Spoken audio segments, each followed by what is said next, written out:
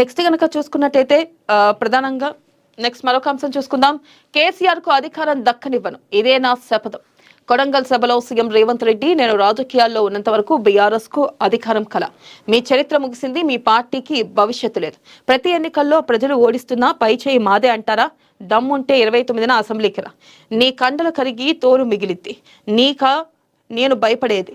నన్ను ఎన్ని రకాలుగా ఇబ్బందులు పెట్టినా నేను పగకు పోలేదు. కేటీఆర్ మా ఊరికి వస్తావా, మీ ఊరికి రావాలా? ప్రధానంగా చూసుకున్నట్టయితే ఇటు కేసీఆర్ కు అధికారం దక్కనివ్వను అంటూ కూడా, ఇదే నా శబదం అంటూ కూడా సీఎం రేవంత్ రెడ్డి వ్యాఖ్యానించడం జరిగింది. ఏదైతే ప్రధానంగా చూసుకున్నట్టయితే కొడంగల్ సభలో భాగంగా సీఎం రేవంత్ రెడ్డి ఈ మేరకు వ్యాఖ్యలు చేశారు. ఆయన చేసిన వ్యాఖ్యల ప్రకారం చూసుకున్నట్టయితే, నేను రాజకీయాల్లో ఉన్నంత వరకు బీఆర్ఎస్ కు అధికారం అనేది ఒక కళ. మీ చరిత్ర ముగిసింది, దమ్ముంటే అసెంబ్లీకి రా, మాట్లాడుకుందాం అంటూ కూడా ఆయన ఇటు కేసీఆర్ కు సవాల్ విసిరారు. అలాగే మీకా నేను భయపడేది అంటూ కూడా ఇటు బీఆర్ఎస్ ని కేసీఆర్ ని ఉద్దేశించి ఆయన కీలకమైన వ్యాఖ్యలు చేయడం జరిగింది.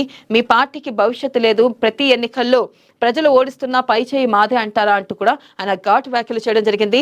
దమ్ముంటే 29న అసెంబ్లీకి రా, నీ కండలు కరిగి తోలు మిగిలిద్ది, నీకు నేను భయపడేదే అంటూ కూడా ఆయన కీలకమైన వ్యాఖ్యలు చేశారు. నన్ను ఎన్ని రకాలుగా ఇబ్బందులు పెట్టినా నేను పగకపోలేదు.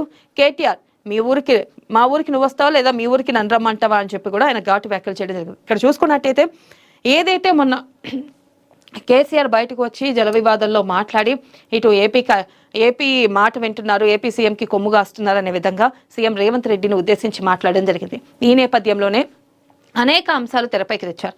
అప్పుడు కూడా సీఎం రేవంత్ రెడ్డి ఒకటే చెప్పడం జరిగింది, అసెంబ్లీకి రా, మాట్లాడుకుందాం, ప్రజాక్షేత్రంలో ప్రజల సమస్యల గురించి తెలుసుకుందాం, ప్రజా సమస్యల గురించి మాట్లాడుకుందాం అంటూ కూడా ప్రథమంగా సీఎం రేవంత్ రెడ్డి వ్యాఖ్యలిచ్చారు. కానీ ఇక్కడ చూసుకున్నట్టయితే కనుక ఇటు బీఆర్ఎస్